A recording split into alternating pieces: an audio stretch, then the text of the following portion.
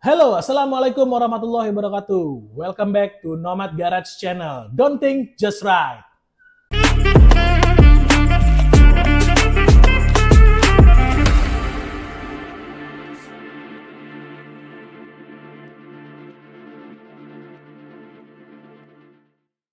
Kali ini kita akan bahas seputar ultra cyclist, endurance, dan juga goes-goes yang memang jaraknya jarak jauh banget.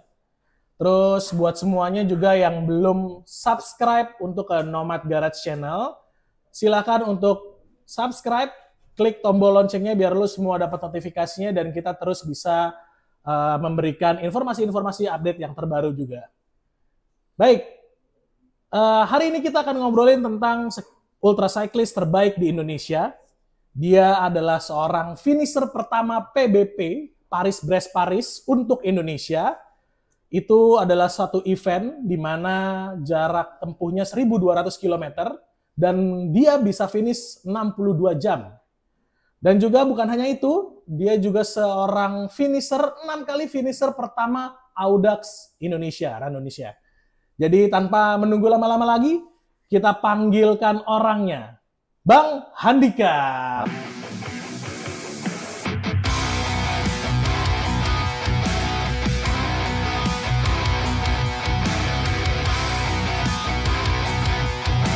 Selamat datang nih di Nomad Garage Channel. Jadi hari ini kita mau ngebahas nih Bang, jadi tentang ultra cyclist, goes yang jauh-jauh, endurance dan lain-lain, makanya kita panggil Bang Dika kesini nih. Boleh. Jadi sebelum kita mulai bincang-bincang lebih dalam lagi, mungkin Bang Dika bisa perkenalan. Mungkin yang teman-teman semua belum tahu Bang Dika, ya kan, profil Bang Dika seperti apa. Silakan Bang Dika. Oke, halo, perkenalin, gue Handika. Gue seorang ultra cyclist, full time cyclist. Sekarang serius menekuni sepeda jarak jauh. Mantap. Jadi memang fokusnya di jarak-jarak jauh ya Bang? Iya. Tapi bukan karena ada masalah di rumah kan? Aman itu. Aman ya? Oke, Bang, kita mau masuk ke sejak kapan sih Bang Dika sepedahan? Mulai sepeda ya? Mulai sepedahan. Oke. Mulai sepedahan gue sih dari tahun 2009. Oke. 2009, tapi startnya belum main road bike waktu itu. Jadi pertama kali main itu mountain bike, all mountain waktu itu. MTB ya? Iya, sampai ke sini sampai pada akhirnya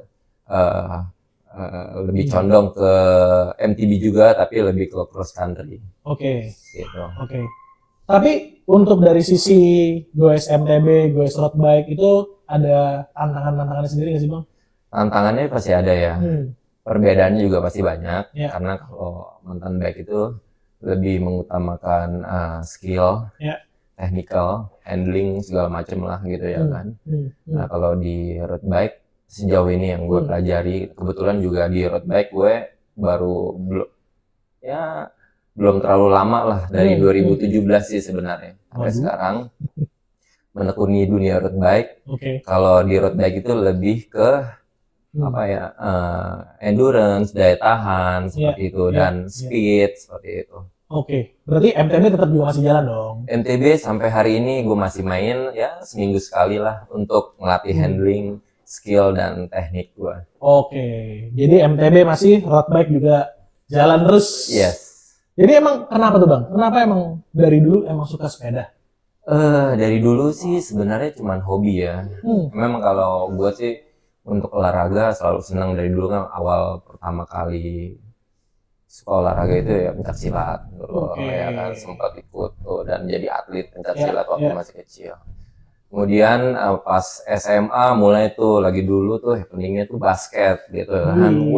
Abas. Anak basket. Sampai kuliah gue main basket, terus pas udah kerja ngelihat teman-teman pada main sepeda waktu itu 2009. First impression kalau gue sih pasti selalu senang sepeda itu yang menantang, adventure gitu ya kan. Seperti kayak wah main mountain bike lebih seru. Waktu itu udah ada road bike tapi nggak tahu kenapa first impression orang yang belum pernah kenal sepeda pasti selalu punya ketertarikan di mountain bike. Nah, gue coba, gue tekunin sampai pada akhirnya ya kurang lebih setahun ya. Waktu itu sempet, ternyata sepeda tuh gini-gini aja, sedangkan gue tuh emang orangnya tuh kompetisi banget. Dari dulu apapun itu bentuk olahraganya, gue selalu seneng tuh yang ada tantangan buat diri gue gitu ya kan. Sampai pada akhirnya waktu itu sempat udahlah gue berhentilah main sepeda gitu ya kan. Sampai akhirnya gue ketemu teman gue, ada satu dia bilang, Dik, sepeda itu kita nggak cuma fun-fun doang loh, main ke gunung senang-senang, tapi ada kompetisinya loh.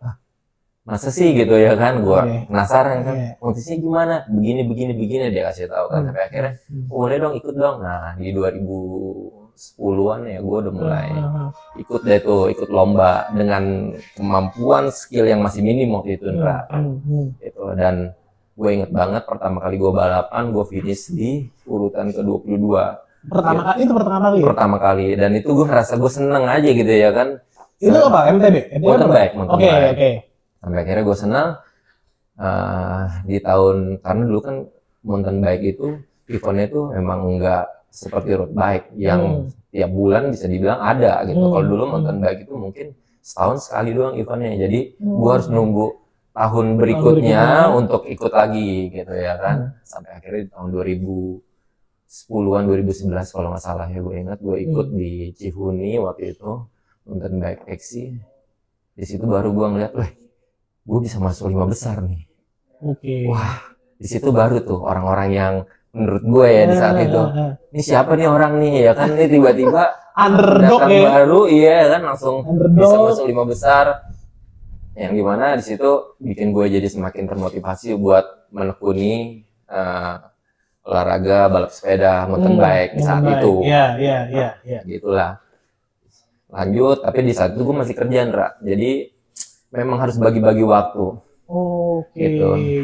Bagi-bagi waktu. Tapi memang passionnya sudah di sepeda, terus di lain sisi harus bagi waktu dengan pekerjaan. Jadi memang ada full time job juga ya Bang ya? Iya. Nah itu ngebaginya gimana Bang? Sampai dengan mungkin sekarang berapa persennya bisa sepeda, berapa persennya bisa full time job? Jadi gimana nih Bang?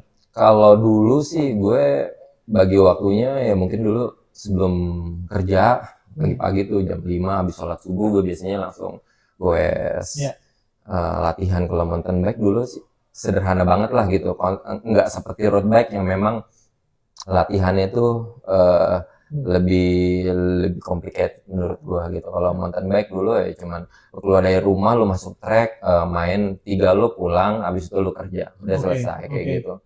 Dan dulu memang belum ditambah skill pengetahuan gua mengenai training yang baik dan benar waktu itu di mountain bike. Jadi ya cuman yang penting lu rajin goes, selesai gitu kan. Udah, nah itu bagi waktunya paling begitu, Ndra. Gitu. Penasaran, yang pertama kali ngeracunin akhirnya main road bike juga? Pertama kali ngeracunin, sebenarnya sih nggak ada yang ngeracunin gua. Jadi pertama kali gua main road bike itu waktu itu, jadi gini, tahun 2017 itu gua didaftarkan untuk mengikuti pelatihan sebagai national commissioner oleh Pemprov waktu itu. Gua undernya tuh Banten ya waktu itu. Komisar itu adalah pelatihan yang dimana lu akan mempelajari regulasi sepeda. Ya kalau bahasa lainnya lu akan mempelajari tentang kewasitan lah sepeda. Setelah gua training, gue ikut itu dan ternyata gue lulus gitu. Nah setelah lulus, event pertama gue tuh Asian Games 2018. Road bike. Nah kebetulan gue tuh ditaruhnya di road bike. Awalnya gue kan ya memang karena passion gue tuh bukan road bike, passion gue MTB, tapi dapatnya road bike. Ya udahlah gue jalanin gitu ya kan, sebagai seorang wasit, sebagai national commissioner di saat itu. Gue jalanin, belum dapat tuh feel-nya. Sampai pada akhirnya main di velodrome. Gue ditugaskan di velodrome sama road bike juga, cuman dia velodrome. Nah dari situ gue ngeliat kok seru ya balapannya. serunya sih sebenarnya nggak ada technical, ya teknik tetap ada lah di cabang sepeda, cuman secara yang gue lihat waktu itu kok finishnya kok mepet ya, tipis-tipis ya, bedanya cuma 1 detik, dan itu yang menurut gue tantangannya di situ yang gue lihat, wah seru nih main road bike nih, jadi kayak gitu sampai akhirnya di situ 2017, 2018, nah gue coba deh gitu ya kan, gue mulai beli sepeda road bike, ikut dalpot ke goes-goes ke sama komunitas, coba cari komunitas karena ini kan komunitas circle baru lah kalau di road bike. Kalau di mountain bike mungkin gue udah punya teman-teman lah ya kan. Tapi kalau di road bike waktu itu masih minim, akhirnya gue bergabung lah ke beberapa komunitas sampai pada akhirnya di situ baru ternyata di road bike itu banyak aspek yang harus kita penuhi untuk menunjang performance gitu ya kan, selain dari komponen, spare part, bahkan dari baju, jersey gitu ya kan, sampai apa semua tuh sangat mendukung, sangat mendukung untuk performance lu gitu ya kan. Sampai akhirnya disitulah ketertarikan dan dari situlah 2017 sampai 2018 masa-masa itu ya gue udah mulai menekuni baik. Nggak ada yang ngeracunin, nggak ada yang ngeracunin. Niat aja karena ngelihat tadi yang latihan di velodrome tadi kan. Velodrome. Selain itu emang karena memang berdasarkan kecintaan gue di dunia sepeda. Itu aja. Nah, tadi kan sempat Bang Dika bilang buat Bang Dika yang pertama kali terjun ke road bike, coba gabung ke komunitas. Menurut seorang Bang Dika nih, goeser, passion di sepeda, gabung ke komunitas itu gimana? Seru sih. Kalau gue sih, saran gue kalau buat teman-teman yang baru mulai sepeda, memang harus punya komunitas. Karena kita pasti yang baru mulai sepeda, ya kita bicara baru yang mulai sepeda itu harus diberi motivasi. Karena kalau untuk memulai, untuk mencintai sepeda, kadang kalau kita memang belum terlalu dapat feel-nya itu agak berat. Lu latihan sendiri itu berat. Lebih seneng tuh kalau bareng-bareng sama teman, komunitas, seru. Abis selesai ride lu bisa kongko-kongko ngopi, canda lah segala macem gitu ya kan. Nah itu pentingnya komunitas kalau menurut gue gitu ya kan. Ya di luar dari itu ya komunitas itu memang jadi apa ya, semacam kayak di road bike itu kan lu masih pasti punya benchmark nih, kayak misalkan patokan gue nih si A nih, dia kenceng nih ya kan, gue patokannya dia, jadi lu punya tolak ukur di situ. Gitu. Tolak ukur dan upgrade sepeda tuh beda tipis. Aduh, kalau udah mulai habis sepedahan terus ngopi itu justru racun-racun mulai berterbaran. Itulah. Iya kan? Komunitas. Tapi memang penting juga lah ya kita bergabung komunitas, selain kita nambah banyak teman juga kan. Betul, setuju. Nah kita mau bahas sekarang kita mau ngebahas tentang Bang Dika di ultra cyclist, di endurance, di event-event goes-goes yang jarak jauh. Nah, yang aku tahu Bang Dika selalu jadi first finisher di Audax Indonesia, Randonesia ya kalau nggak salah ya. Nah, Audax jadi first finisher. Itu Audax tuh maksudnya apa aja sih yang Audax yang udah abang ikutin nih? Audax di mana aja yang udah abang ikutin, sama buat abang tuh Audax tuh seperti apa sih? Kalau yang gue lihat sih Audax Indonesia ya, khususnya dia adalah salah satu event ultra mungkin pertama di Indonesia ya, penggagas event ultra pertama di Indonesia. Mereka berafiliasi ke Audax Parisian di Prancis. Nah, seperti itu. Kalau Audax itu memang yang gua ketahuan itu dari awal start pertama kali gua pernah ikutan, cuman waktu itu bukan pakai sepeda road bike, pakai sepeda MTB itu 2014 ikutan Audax. Tapi itu juga buat yang all terrain ya? Bukan. Dulu tuh masih bebas pakai sepeda apapun ya, sepeda lipat lah, sepeda gitu ya kan. Jadi menarik ya, sampai sekarang juga masih bisa begitu, tergantung kalau all road lo masih bisa gunain sepeda apapun gitu. Yang penting karena ini berbasis COT jarak waktu, jadi ya lo harus penuhi itu gitu kan. Jadi off time-nya lah ya. Iya, jadi apapun sepeda lo yang penting lo under COT aman. Lu dapat medali finisher. Seperti waktu itu kayak gitu. Dan menurut gue sih Audax itu ya memang event yang rutin diadain oleh Audax Indonesia setiap bulan. Dimana nanti ada goalsnya sih sebenarnya kayak naik hajinya orang-orang ultra itu adalah setiap 4 tahunan sekali namanya Audax Paris-Brest-Paris. Audax Paris-Brest-Paris. Oke. Gitu. Nah, yang udah abang ikutin nih bang, Audax mana-mana aja bang kotanya bang? Banyak ya, ada Jakarta udah ya? Jakarta udah, Solo. Terus Jakarta tuh berapa kilo? Jakarta 200.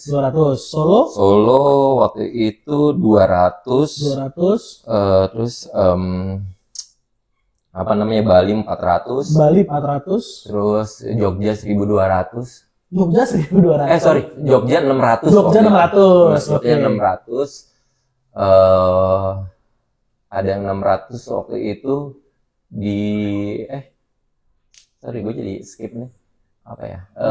Satu lagi Solo, Kediri. Kediri. Iya. Itu 400 juga ya? Kediri ada yang waktu itu gue ikutin 200, Solo 400 waktu itu. Solo 400. Solo 400. Jadi ada 200, 400, 1200 tuh udah ikutan semua.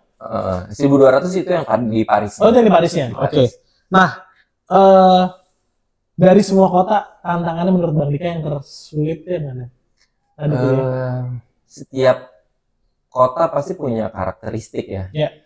Punya kontur yang berbeda-beda juga. Kayak kemarin di Jakarta memang flat rutenya, cuman ketika lu sampai masuk peak itu anginnya udah kencang banget gitu ya kan.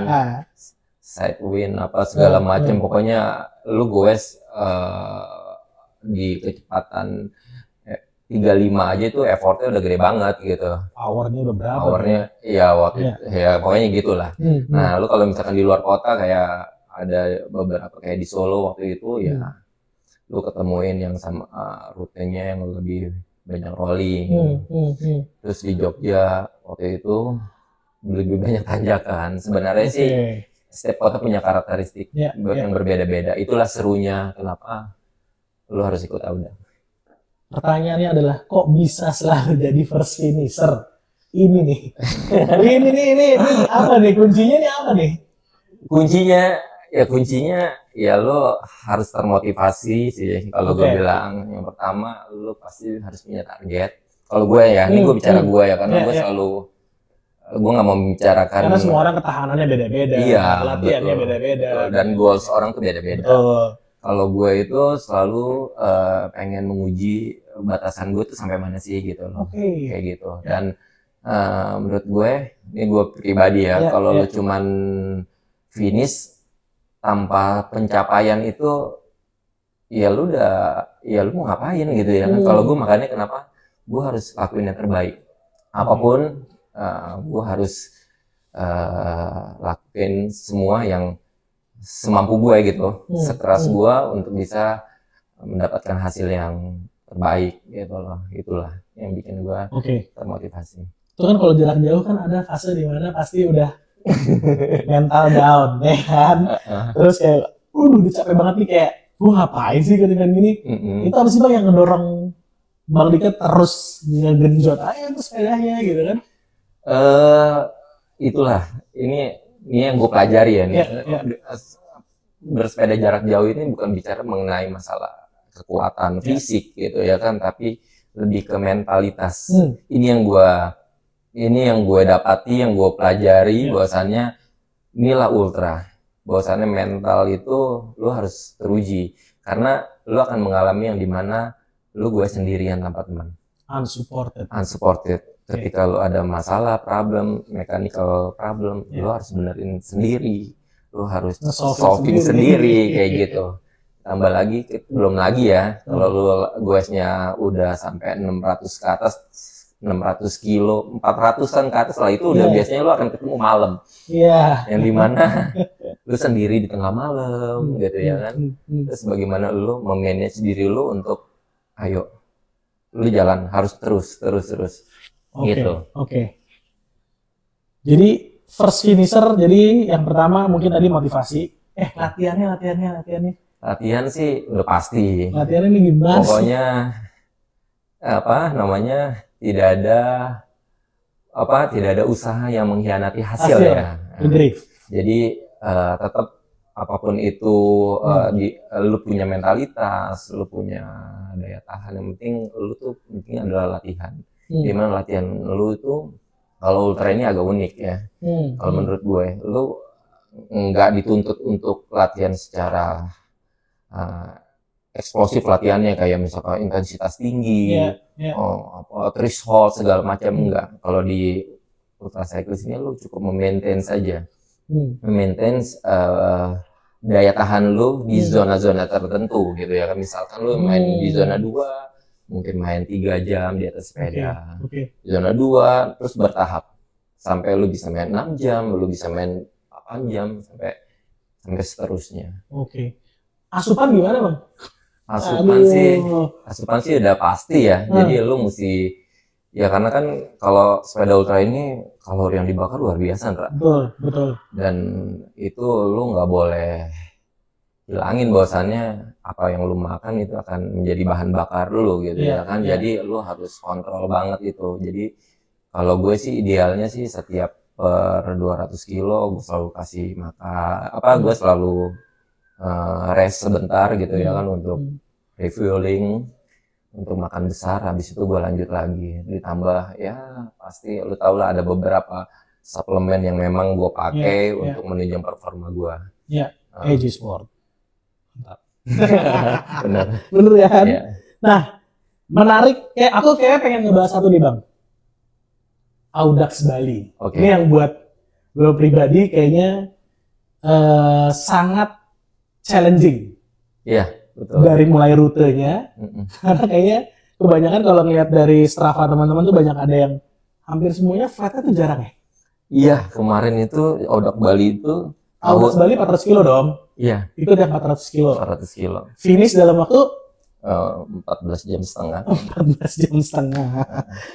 First finisher. Ya ketemu malam tapi nggak sampai overnight.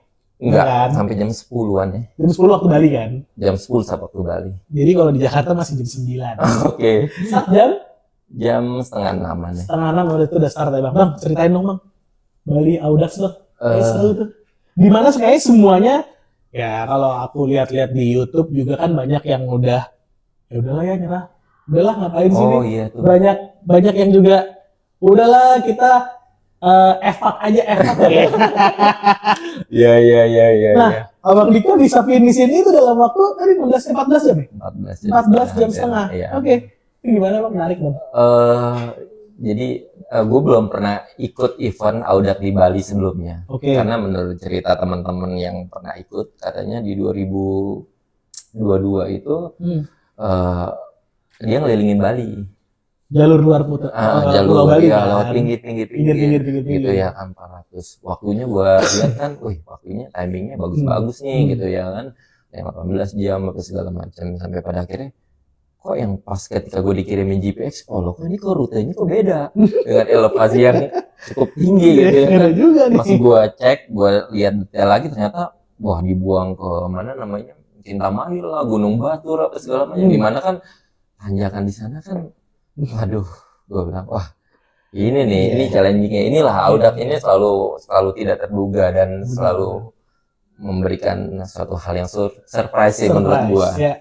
Pas gue lihat, ya udah, pas start, ya kebetulan waktu itu gue nggak sendiri gitu ya kan. Gue sama ada satu tandem gue, yang kita tergabung dalam Spartan, AG Sport waktu itu, namanya Nelson. Nah kita start bareng, tapi di kurang lebih kilometer 20 tuh, gua nggak lihat dia di belakang gitu. Kilometer 20? Pas baru start bareng, pas di kilometer 20 gua nggak ngelihat juga. Nelson kemana nih?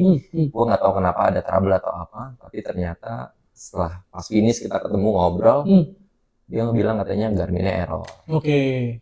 Cyclonya error. Habis itu dari 20 kilo udah gue jalan sendirian tuh.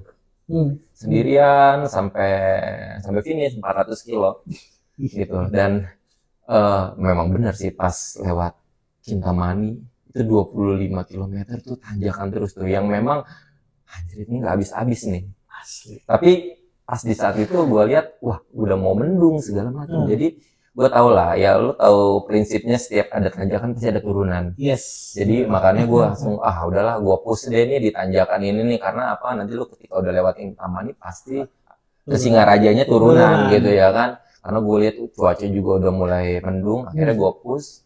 Dan alhamdulillah benar aja nih, sampai Kintamani checkpoint berapa ya, checkpoint ketiga kalau nggak salah. Gua tap, gua udah mulai turun. Tapi itu belum hujan ya? Belum hujan. Nah, gua sampai Singaraja ya. Singaraja di situ baru turun hujan. Dimana pas gua udah lewatin turunan yang teknikal tuh, ya alhamdulillah aman lah, nggak hujan, nggak becek, apalah segala macam, intinya mulus lah gue sampai Singaraja. Nah di Singaraja baru hujan, ya udah, ya kalau udah flat rolling harusnya sih aman ya dari sisi keselamatan ya, gitu ya kan. Jadi ya udah gue gas terus. Nah sempet sih dengar sih cerita katanya ada teman-teman yang kebetulan ada beberapa teman yang ikut Audax ini, dia bukan kejebak sih, dia sampai di Gunung Baturnya itu udah hujan. Jadi ada yang melanjutkan untuk turun, tapi ya tetap harus hati-hati kan. Tapi ada juga yang mereka nggak mau resiko, ya mereka itu yang tadi bilang katanya ada yang nggak ngelanjutin, banyak yang nggak ngelanjutin. Jadi itu memang ya Bali ternyata jalurnya tanjakan. Di saat ada juga yang teman bercerita udah sampai mau masuk Gilimanuk ya kalau nggak salah ya. Iya. Terus sendirian dari Warlock dibilang, Mas sendirian, mendingan putar balik, jalurnya serem. Putar balik. Nah itu dia tuh yang gue bilang, yang dimana ya lu mau lanjut atau enggak gitu. Itu pilihan ada di tangan kita sebagai seorang cyclist. Ada pengalaman apa gitu waktu di Bali terus? Gue nggak ada sih ya, karena. Tapi yang berkesan apa gitu? Yang berkesan sih gue ada ketemu satu orang Vietnam. Dia, tapi ini juga ikut? Enggak. Bukan, memang dia turis? Iya dia turis, terus dia goes ceritanya. Ketemu sama gue, dia ngeliatin gue goes, dia barengan sama gue. Gue pikir orang Indonesia dong, karena kan mukanya kan ya sama lah ya. Gue tegur bahasa Indonesia, kok dia nggak ngomong, cuma pakai ya. Sampai akhirnya gitu ya. Vietnam. Di situ akhirnya gue suruh berhentiin, gue pas di checkpoint pokoknya lewatin Singaraja di salah satu minimarket, udah gue ngobrol, ternyata dia bilang I'm from Vietnam. Oke, gue dengerin dia cerita, ternyata lu tau nggak, dia tuh goes dari Vietnam ke Indonesia. Nah dari situ baru gue ngobrol banyak, terus dia tanya di sini di mana airportnya, hotel yang dekat airport atau segala macam, karena dia akan pulang ke Vietnam. Sampai akhirnya gue kasih tahu rekomendasi segala macam. Akhirnya udah itu. Terus dia nanya kan, ya lu lagi apa, lagi race? Bukan, ini event Audax, ini event ultra segala macam. Ya lu adalah salah satunya sih sebenarnya, tapi bukan yang tergabung dalam event ini. Tapi dengan lu berkendara dari Vietnam sampai Indonesia, ya itu gue bilang lu seorang ultra cyclist. Nah, Bang Dika ini suka random orangnya. Jadi nanti mungkin bisa ditontonin juga video-videonya. Bang Dika tuh terkenal sama tapaknya Bang Dika. Kita di komunitas nih kalau udah lagi putaran bareng mau fondo, kalau udah lihat ada yang kewer di belakang selalu pasti ditapakin Bang Dika. Even kita kemarin Nomad, kita lagi tur di Anyer, kita random ketemu sama bapak-bapak juga, random ketemu di jalan. Tiba-tiba ada Bang Dika lagi ngedorongin. Gue tanya, Bang Dika lu kenal? Enggak, dia ketemu aja di jalan. Jadi ntar lu bisa lihat lah fotonya, nanti ada bisa dikasih juga, ditampilin. Nah itu Bang Dika, tampaknya Bang Dika. Luar biasa. Nah, kita udah bahas Audax, tapi sebenarnya dari Audax ini yang tadi Bang Dika bilang naik hajinya anak sepeda ikut Audax itu adalah Paris-Brest Paris. Bisa ceritain sedikit nggak Bang? Paris-Brest Paris itu apa sih Bang? Paris-Brest Paris itu event Audax 4 tahunan yang dimana udah diselenggarain dari tahun 1931 ya. Kurang lebih udah 93-94 tahun lalu udah diadain, dan pengalaman gue ketika gue ikuti itu memang antusiasnya luar biasa dari seluruh negara. Dari Jepang aja waktu itu peserta kurang lebih 400 orang. Dari Jepang doang? Dari Jepang, gitu ya kan. Terus ya pokoknya dari mana-mana lah, dari Slovenia, dari Amerika, dari Inggris, pokoknya semua dari. Total tuh berapa orang teman-teman? Total kurang lebih 8.000 ya, 7.000 something ya, hampir 8.000 peserta. Jadi itu emang ramai banget, luar biasa. Dari Indonesia ada berapa orang? Kurang lebih 40-an orang ya. Oke. Mungkin Indonesia itu sedikit kali ya. Iya, kalau menurut gue gitu ya. 800. Jepang 400 enggak? 400 orang gila ya. Iya. Oke. Gitu. Dan itu seru banget, vibes-nya itu wah keren banget sih. Kalau gue lihat. Itu kan 1.200 kilo. Iya. Ini dalam waktu berapa jam? 62 jam ya waktu itu. Woi, Bang, ceritain preparationnya abang dulu nih. Ikut 1.200 kilo.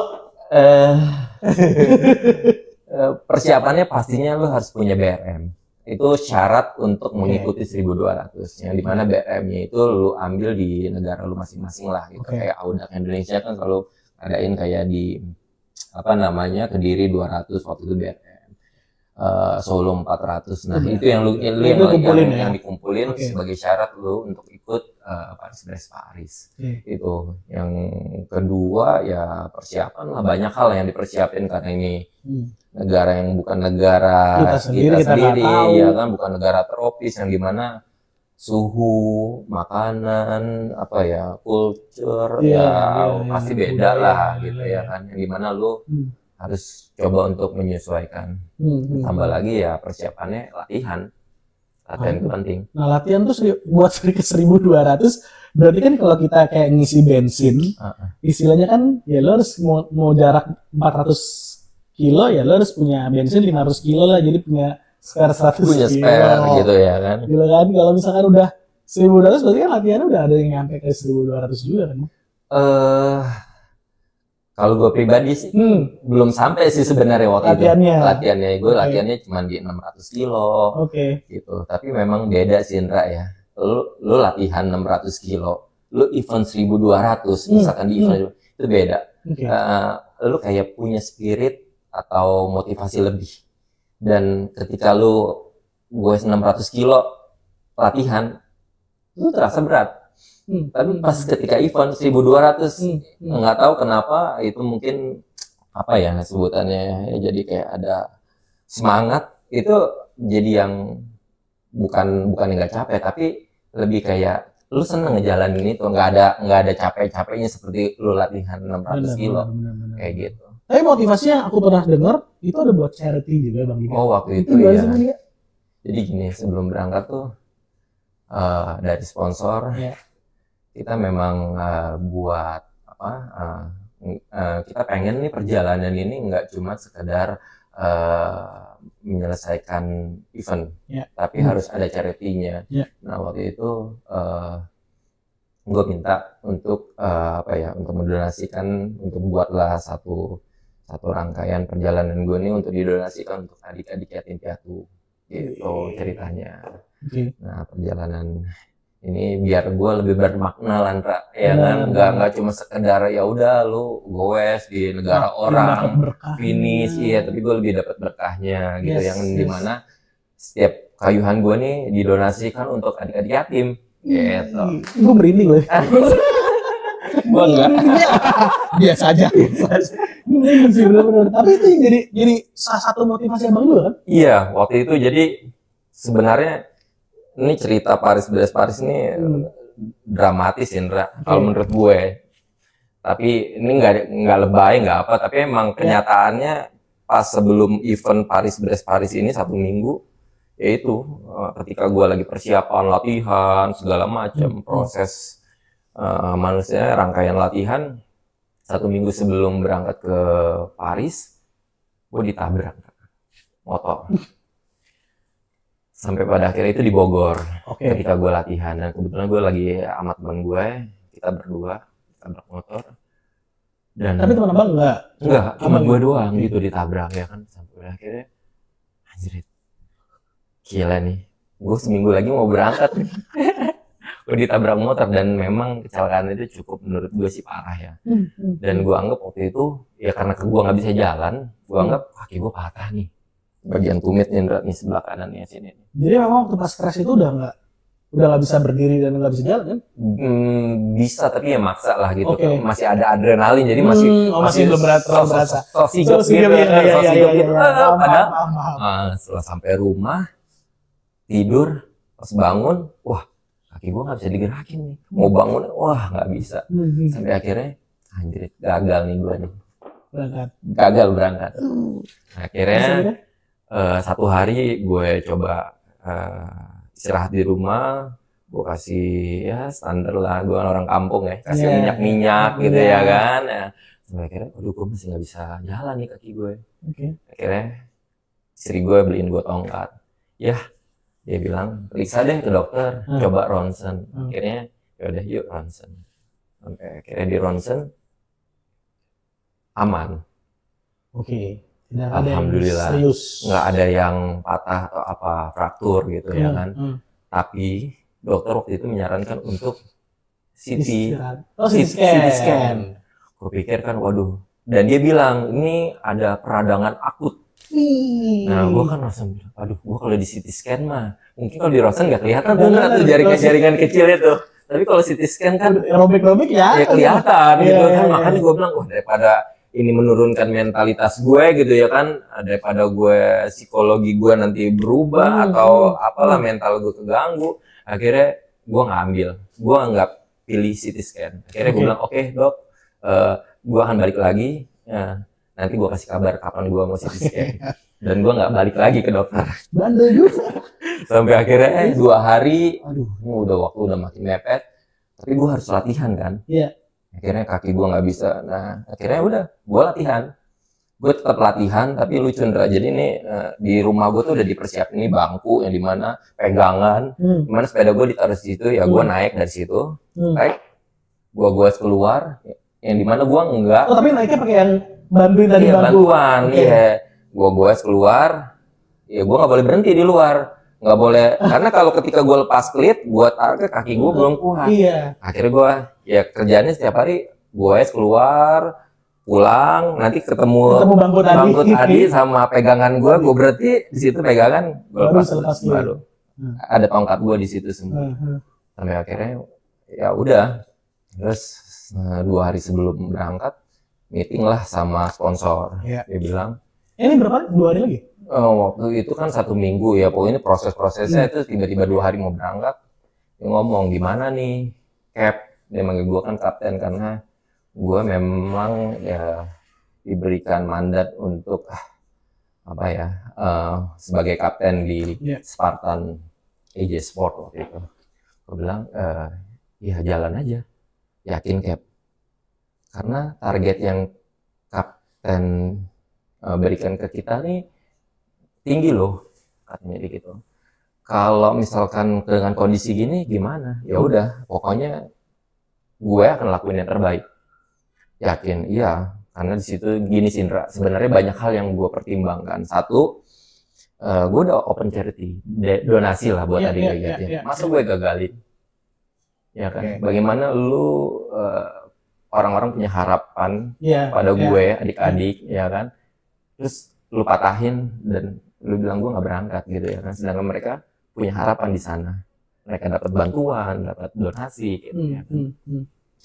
Itu yang bikin gue yang enggak, gue tetap jalan gitu. Jadi ya sampai akhirnya ya udah, target gimana Cap, karena ya target gue bilang gue akan lakuin yang terbaik.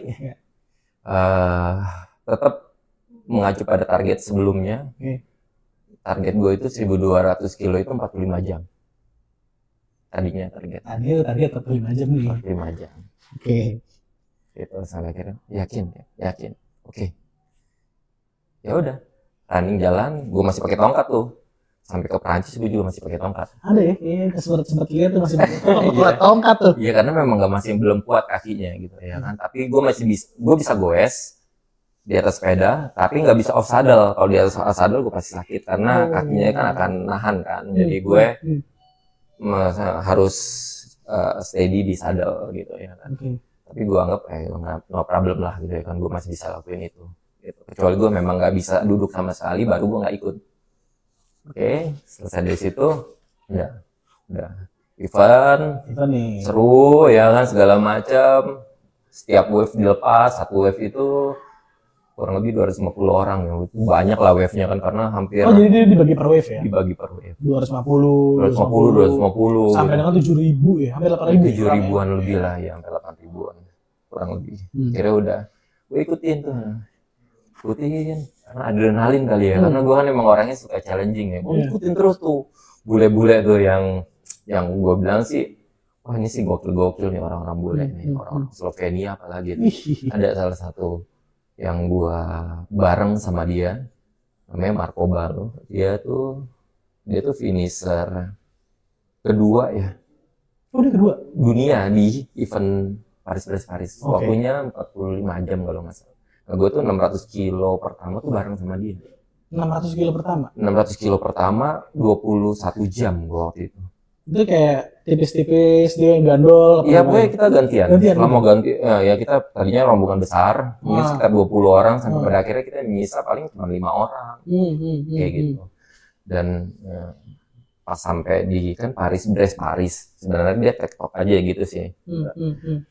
Dari Paris ke Brest, 600 kilo atau 605, gue di luar dugaan nih. Waktu gue 21 jam.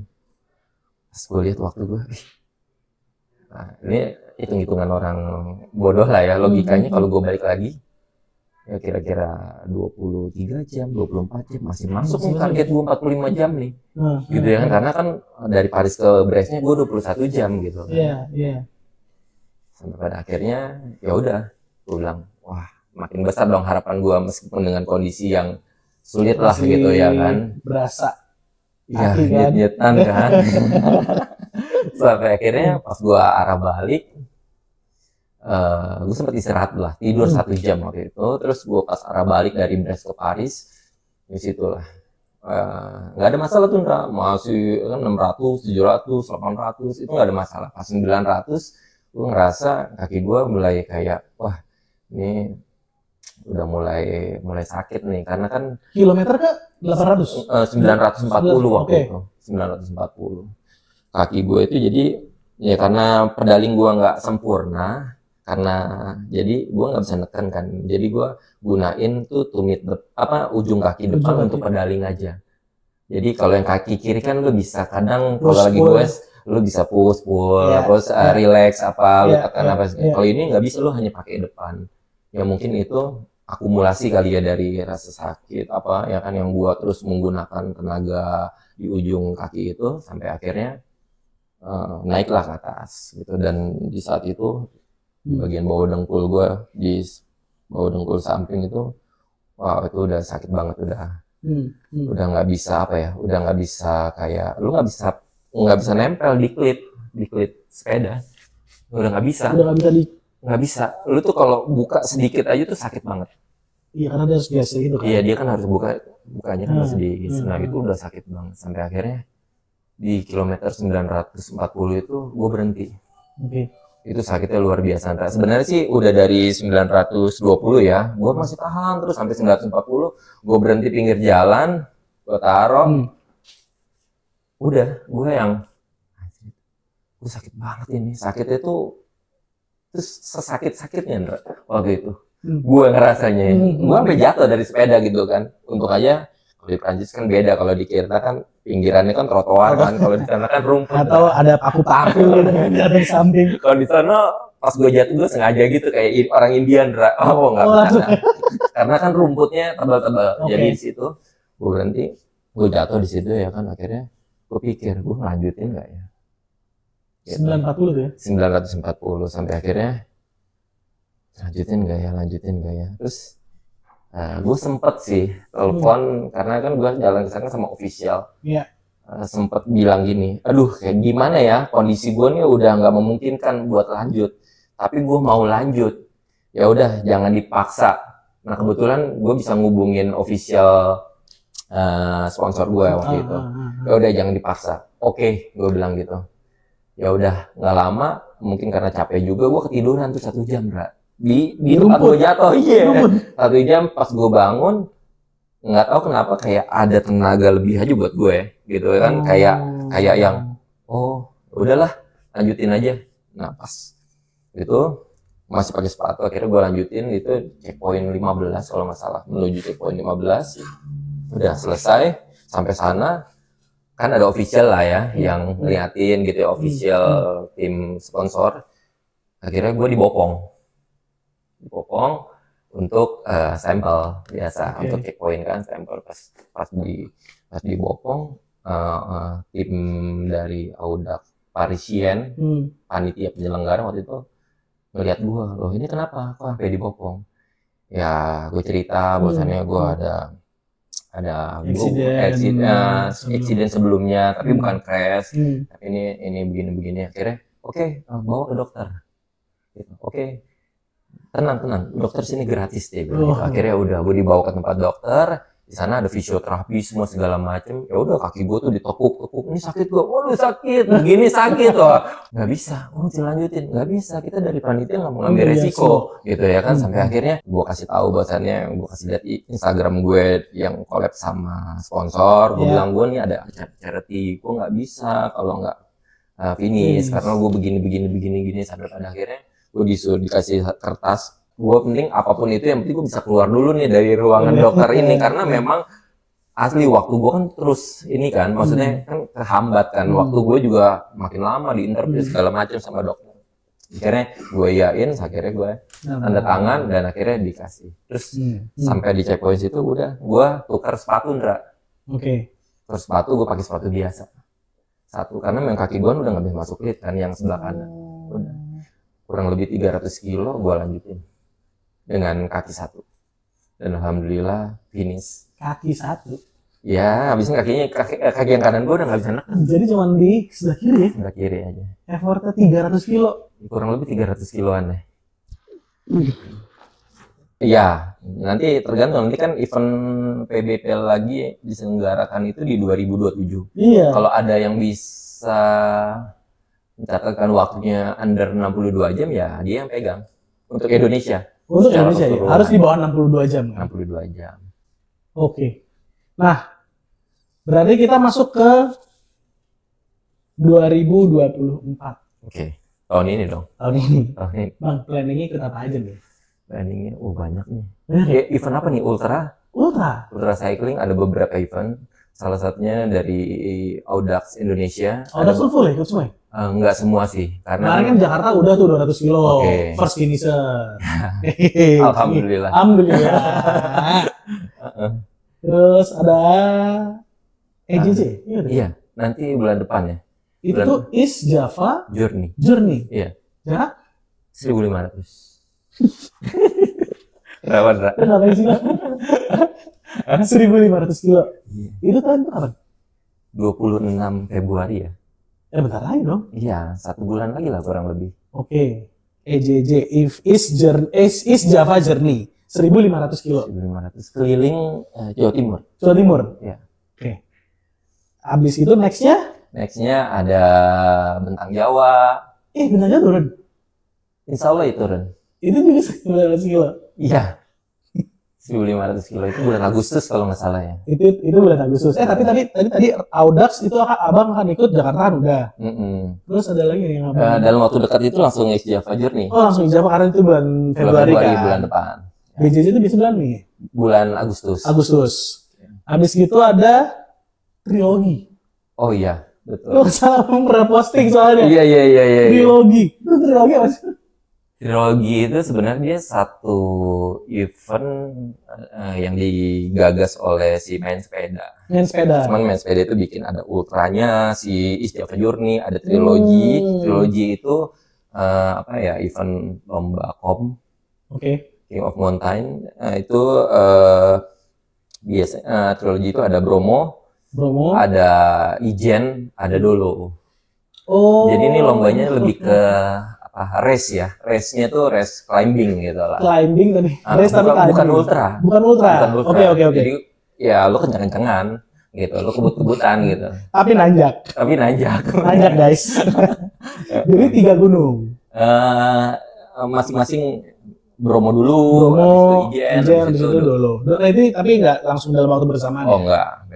Oke.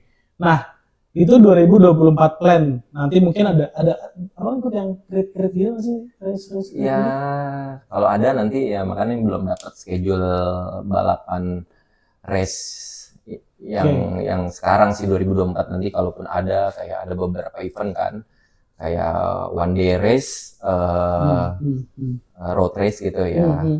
Ya karena memang basically passion gue sih sebenarnya sih di situ. Bukan ultra tadinya, sebelum ultra. Kebut-kebutan Memangnya dari dulu senangnya tuh kebut-kebutan gitu ya, tolan gimana, climbing aja. Yes. Ya, nah itu sih gue sih pengen ikutan karena memang ya itulah gue sebenarnya gitu. Betul. Wah, menarik tadi plannya. Jadi kalau buat teman-teman semua yang mau ngikutin perjalanan Bang Dika di 2024, follow aja Instagramnya. Ya kan, perjalanannya terus semua diposting ya Bang ya? Posting. Terus, last but not least, target Abang di 2024 nih Bang? Target ya? Target buat gue pribadi pastinya harus lebih baik daripada tahun sebelumnya. Of course. Mencapai personal best. Terus harapan boleh ya? Boleh dong. Gue sih pengen bikin rekor-rekor ultra di Indonesia. Kayak catatan waktu yang terbaik. Terbaik lah ya. Itu target Abang di 2024. Jadi abis ini saya minta tanda tangan dulu Bang. Sebenarnya Abang udah jadi orang yang susah dicari kan.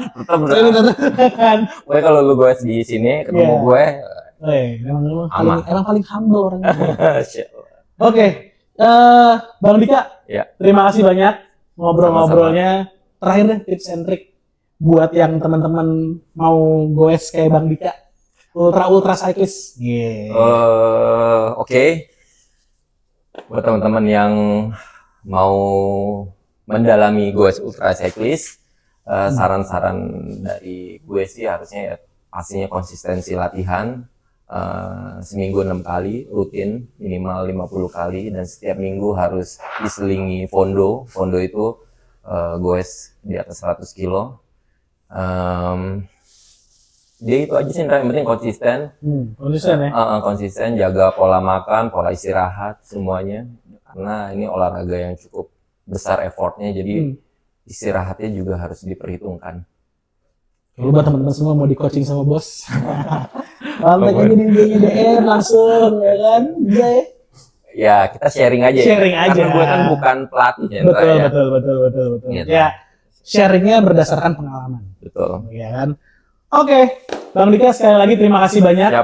Semoga sukses di tahun 2024. Amin. Tercapai semua target dan juga harapan-harapannya. Amin. Bisa lebih besar lagi, membawa apa ya? Nama baik Indonesia juga. Amin, untuk ultra cyclist kan, baik di dalam negeri maupun di luar negeri. Amin, ya kan? Insya Allah. Ditunggu PBP-nya lagi buat ikutan lagi. 2027 ya? 2027 tapi, iya bener juga. Jadi buat teman-teman semua itu aja ngobrol-ngobrol kita kali ini bersama Bang Dika, ultra cyclist terbaik di Indonesia, first finisher Audax dan PBP. Jadi buat teman-teman semua yang belum subscribe, yang belum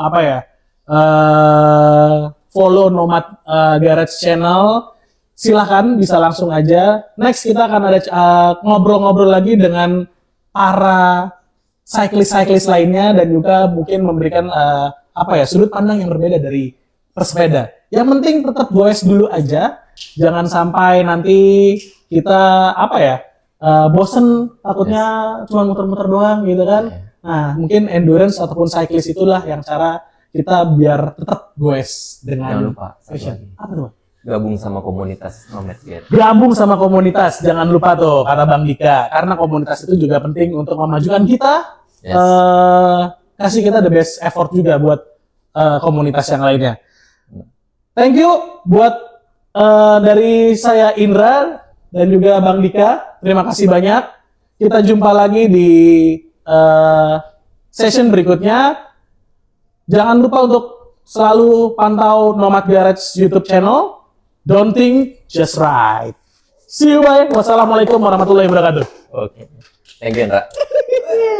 Mantap. Tadi insert-insertnya Om Ben Ya ini. Gue bikinin folder aja.